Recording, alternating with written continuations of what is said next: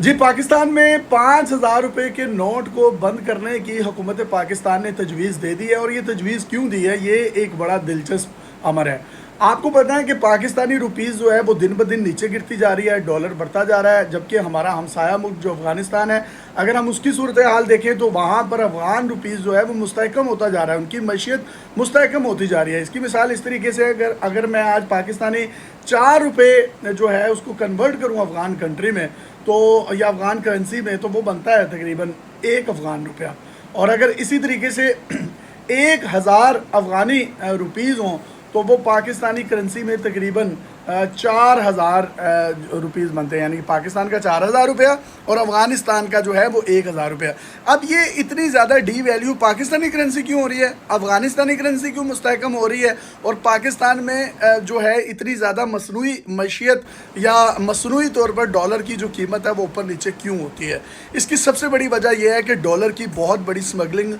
پاکستان کے بارڈر کے تھرو افغانستان ہوتی ہے، اور یہ ہوتی کس طریقے سے ہے؟ اس وقت پورے پاکستان میں تقریباً 9 ارب پاکستانی روپیز جو ہیں وہ پورے پاکستان کی آبادی استعمال کر رہی ہے، سرکولیٹ ہو رہے ہیں۔ اس کا جو 30% ہے تقریباً 2,500 سے 3,000 ارب روپے، اس پر کسی نہ کسی طریقے سے جو کنٹرول ہے وہ افغانستان کے جو باشندے پاکستان میں رہتے ہیں ان کا ہے۔ وہ کیا کرتے ہیں؟ اوپن مارکیٹ میں جاتے ہیں، 5,000 روپے کے نوٹ دیتے ہیں پاکستانی کرنسی میں، اس کو ایکسچینج کروا لیتے ہیں ڈالرز میں۔ ان تمام ڈالرز کو وہ پاک افغان بارڈر کے ذریعے سمگل کر دیتے ہیں افغانستان میں، اور یہ افغانستان کی حکومتی سطح پر یہ اتنا بڑا جو ہے وہ معاملہ ہو رہا ہے، کیونکہ افغانستان میں کسی بھی قسم کی کوئی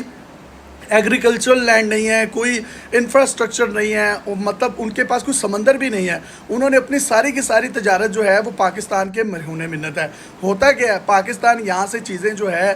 سمگل کر کے افغانستان میں بھیج رہا ہے، جس میں چینی، آٹا، دالیں، اجناس، اس میں کچھ چیزیں تو ہے جو امپورٹ ایکسپورٹ ہوتی ہیں، اور کئی چیزیں جو ہے اس کا زیادہ تر حصہ سمگل ہوتا ہے۔ جب یہ چیزیں سمگل ہو جاتی ہیں وہاں پر، یا جی جو ڈالر سمگل ہو جاتے ہیں، تو افغانستان میں ڈالرز بڑھ جاتے ہیں، پاکستان میں ڈالر ختم ہو جاتے ہیں۔ یہی وجہ ہے کہ یہاں کا جو زر مبادلہ وہ کم ہو رہا ہے، افغانستان کا زر مبادلہ جو ہے وہ بڑھ رہا ہے۔ اور آپ ڈیلی دیکھتے ہیں جی آج 17 روپے ڈالر بڑھ گیا، 3 روپے بڑھ گیا، 5 روپے بڑھ گیا، حالانکہ پوری دنیا میں جو دو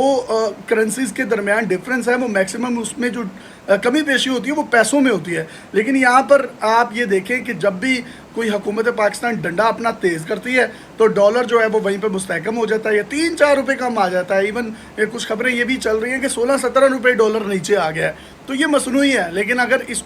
پہ کنٹرول نہ کیا گیا تو ہو سکتا ہے یہ اگلے دن 20 سے 25 روپے ڈالر کی جو ہے وہ قیمت بڑھ جائے، اور یوں ہوتا بھی ہے۔ اس کی ایک چھوٹی سی مثال میں آپ کو یہ دیتا ہوں، اگر آپ کے پاس 50 کروڑ روپے اور تمام نوٹس پر 5-5 ہزار روپے کے ہیں، تو آپ اس کو کسی بھی کمرے کی دیوار میں، نکر میں رکھ سکتے ہیں، ایزی ٹو کیری ہے، ایزی ٹو کیش ہے۔ لیکن اگر وہی 50 کروڑ روپے آپ کے پاس 1,000 یا 500 کے نوٹس کی صورت میں ہو تو شاید اس کو آپ کسی بھی کمرے کی نکر میں نہیں رکھ سکتے، ہو سکتا ہے وہ آدھے کمرے کو یا کوارٹر کمرے کو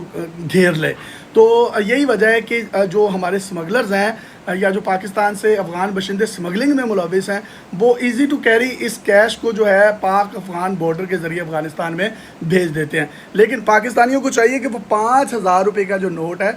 اس کو بند کرنے کا مطالبہ نہ کریں، اور حکومت پاکستان بھی اس تجویز پر عمل پیرا نہ ہو۔ کیونکہ یہ بہت مضحکہ خیز ہے۔ جس چیز کو کنٹرول کیا جانا چاہیے اسی کو کریں۔ ایک دودھ والے کے ساتھ ایک شخص نے اپنی بیوی کو صوفے پر بیٹھا ہوا دیکھا، اور اس کے بعد اس نے اس صوفے کو آگ لگا دی۔ تو جناب قصور صوفے کا نہیں ہے، آپ صوفے کو آگ نہ لگائیں۔ اسی طریقے سے یہ جو 5,000 روپے والا نوٹ ہے، آپ 5,000 والے نوٹ کو نہ پکڑیں، آپ غلطی دیکھیں کہ غلطی کدھر ہے، آپ کی بیوی کی غلطی ہے یا اس دودھ والے کی غلطی ہے۔ آپ اپنی بیوی کو ٹھیک کریں اور ادھر آپ وہ دودھ والے کی سرزنش کریں جو آپ کو کرنی چاہیے۔ لیکن یہاں پر الٹی گنگا بہ رہی ہے۔ لیکن آرمی چیف نے